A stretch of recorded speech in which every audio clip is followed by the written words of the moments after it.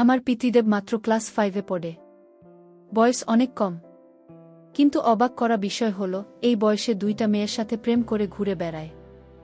আমি তাকে অনেক স্নেহ করতাম এবং প্রতিদিন তাড়িত করে স্কুলে পাঠাতাম। সে যে লেখাপড়া করে বড় কিছু হতে পারে। তাই আমি তাকে নিষেধ দিয়েছি যে এই বয়সে সব করা চলবে না। পিচ্চি দেব ও তখন বলল, তাহলে ভাবি তুমি আমার ভালোবাসার মানুষ হবে। আমি যা চাই তা দিবে। আমি পিচ্চি ছেলের কথা শুনে ভাবলাম তাকে অন্তত মেয়েদের কাছ থেকে বিরত রাখার জন্য তার সাথে আমার ভালোবাসার অভিনয় করতে হবে। তার চাও আমার পূরণ করতে হবে। আমি ভেবেছিলাম তার বয়স কম, সে আর কি করতে পারবে। কিন্তু এই ধারণা আমার ভুল ছিল। একদিন রাতে সে আমার সাথে। ভাবতেই পারছি না এত বড় কি করে হয়। বাকিটা গল্পটা শোনাচ্ছি। বাসায় ঢোকার সময় বাজারের ব্যাগ থেকে একটা পারফিউম বের করে ভাবি সামনে হাঁটু গেড়ে বসে বললাম, রমণী তোমার জন্য 1000 মানুষের ভিড়ে ঠেলাঠেলি করে মানুষের বিশ্রী ঘামের গন্ধ সহ্য করে নিয়ে আসলাম এই সুগন্ধবিহীন পারফিউম। তুমি এটা হাতে নিয়ে ধন্য কর আমায়। ভাবি তখন রান্নাঘরে রান্না করছিল। গরম খুন্তি হাতে নিয়ে আমায় বলল, 9:30 বেজে গেছে, তাড়াতাড়ি ফ্রেশ হয়ে স্কুলে যা। বলছি আমি মুচকি হেসে ভাবিকে বললাম, আজ তো স্কুলে ক্লাস হবে না। শুধু শুধু গিয়ে লাভ কি? ভাবে রেগে গিয়ে বলল, ক্লাস না হলেও তুই স্কুলে যাবি। কয়েকদিন পর এসএসসি পরীক্ষা, সে খেয়াল আছে। আর স্কুলে না গিয়ে তুই যদি অন্য কোথাও যাস তাহলে কিন্তু খবর আছে। আমি কিন্তু স্কুলে ফোন দিয়ে খবর নেব। স্কুলের পড়া শেখা হয়নি, তাই ভেবেছিলাম স্কুলে যাব না। কিন্তু ভাবি যে ভাবে রেগে আছে, না গেলে আমার খবর আছে, তাই বাধ্য হয়ে স্কুলে গেলাম। স্কুল থেকে বাসায় আসতে আসতে বিকেল হয়ে গেল। ভাবি আমার কাছে এসে বলল, তুই টিফিনে খেতে এলি না কেন? স্কুলের পাশেই তো বাসা, খেয়ে গেলে কি সমস্যা হতো? আমি ভাবি থেকে একটু সরে গিয়ে মাথাটা নিচু করে বললাম, বন্ধুদের সাথে বাইরে খেয়ে ফেলেছিলাম। ভাবি আমার দিকে রাগী চোখে তাকিয়ে বলল, তুই আমার কাছে আয় তো। আমি ভাবি থেকে আরও সরে গিয়ে বললাম, কেন? ভাবি আমার কাছে এসে আমার ডান গালে সজোরে থাপ্পড় মেরে বলল, তুই আবারও সিগারেট খেয়েছিস। সারা শরীর থেকে সিগারেটের গন্ধ বের হচ্ছে। তুই না আমায় কথা দিয়েছে আর কখনো সিগারেট খাবি না? আমি কিছু না বলে মাথা নিচু করে দাঁড়িয়ে রইলাম। আর ভাবিকে বললাম, ভাবি আমি আর সিগারেট খাব না। তুমি যদি আমার একটা গোপন কথা রাখো। তুই ক্লাস 5-এ পুলিশ। উত্তর, আবার কিসের গোপন কথা আমার সাথে? ভাবি, আমি ছোট হলে কি হবে, এখনো আমার পিছনে 2টা মায়া ঘুরঘুর করে। আমি তার কথা শুনে আশ্চর্য হলাম। বলে কি এই পিচ্চি ছেলে? উত্তর, এসব করার বয়স হয়নি। তুই তোর এই কথা মুখে বলতে একটু আটকাল না। আমি বললাম, ভাবি তুমি যদি আমার গোপন কথা না রাখ তাহলে আমি কিন্তু মেয়েদের সাথে প্রেমে জড়িয়ে পড়ব। আমি তাকে আবার একটা কাপড় দিয়ে বললাম, তোকে এত আদর করে আমি মানুষ করতে চেয়েছি, আর তুই কি না এসব বলছিস?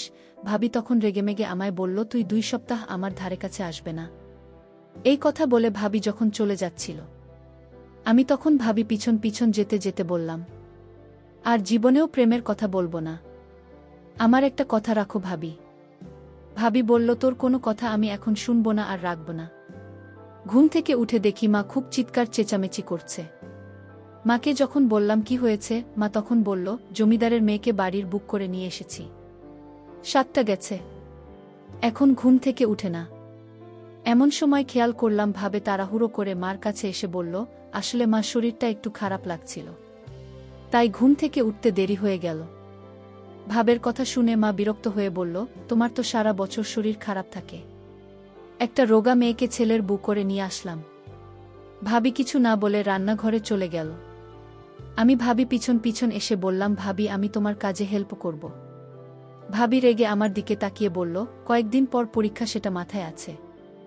যা পড়তে বস গিয়ে। আমি ভাবি দিকে ভালো করে খেয়াল করে দেখলাম ভাবি তার ডান গালটা ওড়না দিয়ে ঢেকে রেখেছে। এত বছর ধরে দেখে আসছি, তাই আর বুঝতে বাকি রইল না। রাতে নিশ্চয়ই ভাইয়া ভাবির গায়ে হাত তুলেছে, ভাবিকে মেরেছে।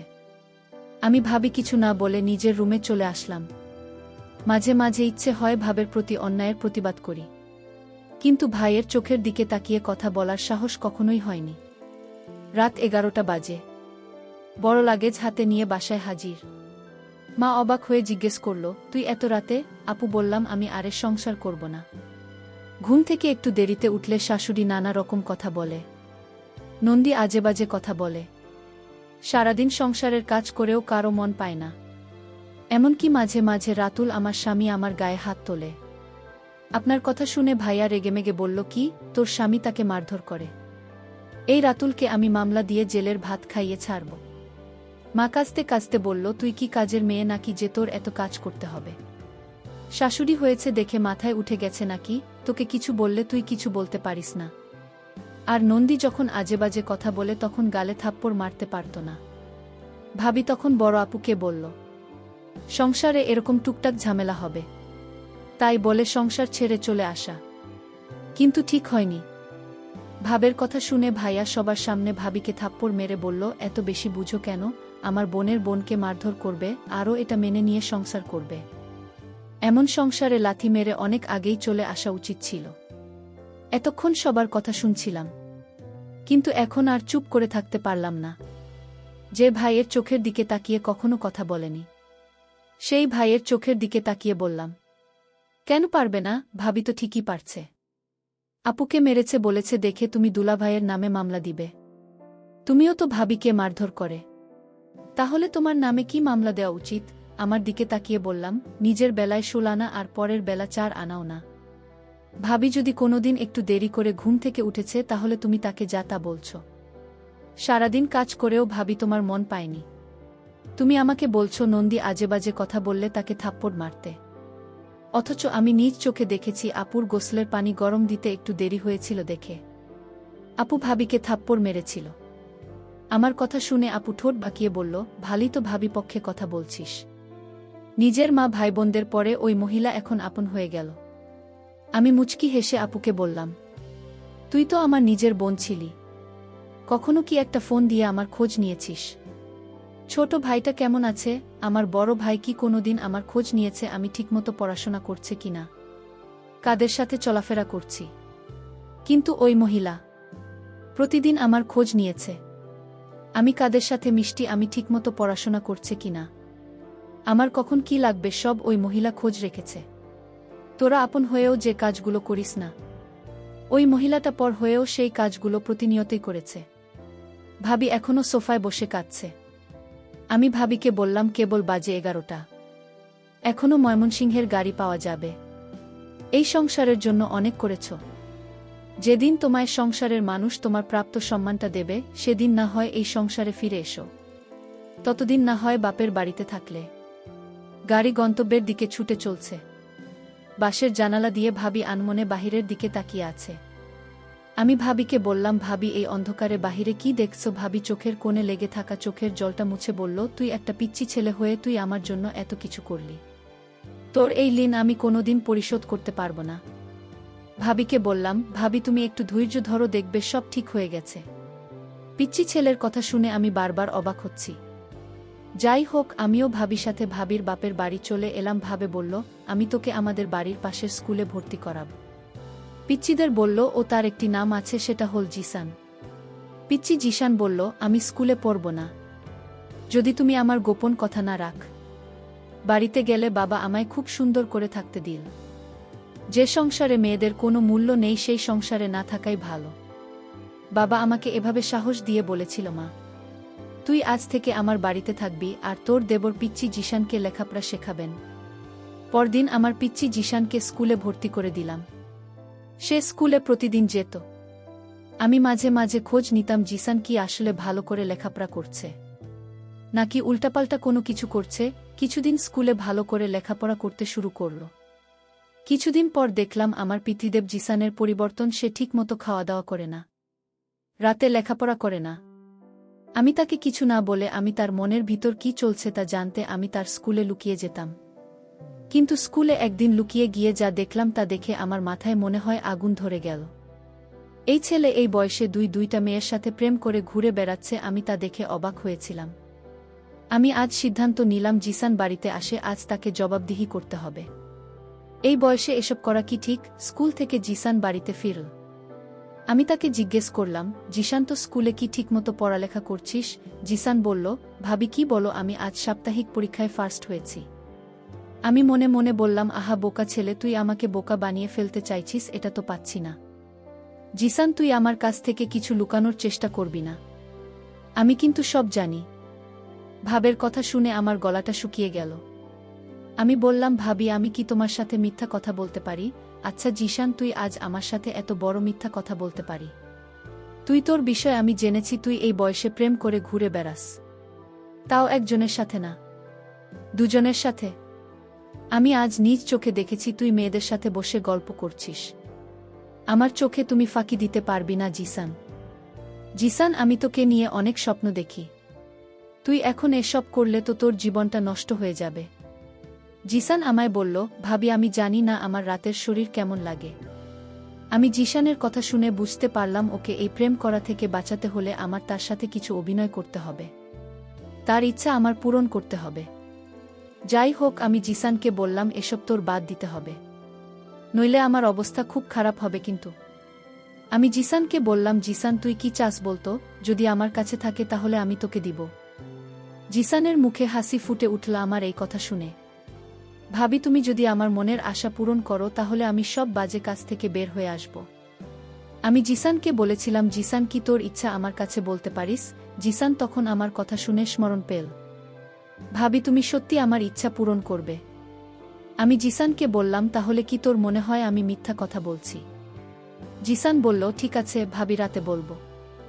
রাতে জিসান খাওয়া দাওয়া শেষ করে আমার রুমে এসে বলল, ভাবি আজ আমি তোমার রুমে ঘুমাব। আমার একা একা ঘুমাতে ভয় লাগে, তোমাদের বাসাটা অনেক বড়। আমি জিসানকে বললাম, জিসান তুই তো ছোট মানুষ, তুই কি আমার চাহিদাটা কি বুঝবে? জিসান বলল, ভাবি আমি এতদিন যে একটা গোপন কথা বলবো সেটা আজ তোমায় বলবো। ভাবি বলল, তোর গোপন কথা কি সেটা আমি জানি। আমি ভাবিকে বললাম, ভাবি তুমি জানবে কি করে আমার মনের কথা? ভাবি বলল, দেখ আমি 2টা বছর তোকে লালন পালন করেছি, আর তোর মন কি চায় সেটা আমি বুঝব না, তাহলে কি বুঝবে? আমি ভাবিকে বললাম, ভাবি তাহলে বলো আমার মন কি চায়? ভাবি তখন বলল, তোর মন সবসময় আমাকে নিয়ে ভাবে, তুই রাতে আমাকে নিয়ে স্বপ্ন দেখিস, তুই আমাকে চাস, তাই না? জিসান তখন অবাক হয়ে গেল, আর মনে মনে চিন্তা করতে লাগলো, ভাবি আমার মনের খবর কি করে জানি? যাই হোক, ভাবি তখন বলল, তুই তো কিছু একটা ছেলে, তুই কি আমার অভাব দূর করতে পারবে? আর এভাবেই তুমি একটা সুযোগ দিয়ে দেখ না আমি কি করতে পারি। জিসানের মুখে এই কথা শোনার পর মনে মনে চিন্তা করলাম, পিছে একটা পোলা, সে আমার ছেলের বয়স কিনা বলে তাকে একটা সুযোগ দিব। কিন্তু আমি সিদ্ধান্ত নিলাম, জিসানকে খারাপ কাজ থেকে বাঁচাতে হলে তার সাথে আমার ভালোবাসার অভিনয় করতে হবে। আমি জিসানকে বললাম, আমি যদি তোর মনের সকল ইচ্ছা পূরণ করি তাহলে তুই কি ভালো করে লেখাপড়া করবি? জিসান বলল, ভাবি তুমি একটা সুযোগ দাও, পরে দেখ, আমি পরীক্ষায় ভালো রেজাল্ট করব। তারপর আমার মনের ভিতর বিভিন্ন রকমের চিন্তা ঘুরপাক খাচ্ছিল। এটা কি ঠিক হবে? আমি তো খারাপ কিছু করছি না, আমি বরং জিসানকে মেয়েদের কাছ থেকে দূরে রাখার জন্য আমি তার সাথে অভিনয় করে যাচ্ছি। আমি জিসানকে বললাম, জিসান আজ তোর মনের ইচ্ছা পূরণ করব। তুই আজ রাতে আমার কাছে যা চাইবি তাই পাবি। ঠিক তখনই জিসানের বাবা ফোন করে বলল, বোমা তোমার শাশুড়ি খুব অসুস্থ, তুমি তোমার শাশুড়ি আমাকে ক্ষমা করে দাও, আর তুমি তাড়াতাড়ি বাড়িতে ফিরে এসো। আমার স্বামী আমাকে নিতে আস। আমার স্বামী আমার কাছে ক্ষমা চাই। আমি তাকে ক্ষমা করে দিলাম এবং আবার আমার স্বামীর বাড়িতে চলে আসলাম। এদিকে জিসান বলল, ভাবি আমার মা অসুস্থ ছিল তাই আর হলো না, আজ কিন্তু কোনো বাধা আমি মানব না। ভাবি বলল, তোর ভাই কাল শহরে চলে যাবে, তারপর দেখা যাবে। বন্ধুরা, নেটওয়ার্কের সমস্যার জন্য সম্পূর্ণ গল্পটি শেষ করতে পারলাম না, পরের পার্টটা আগামীকাল দেওয়া হবে। সেই পর্যন্ত সবাই ভালো থাকবেন, ধন্যবাদ।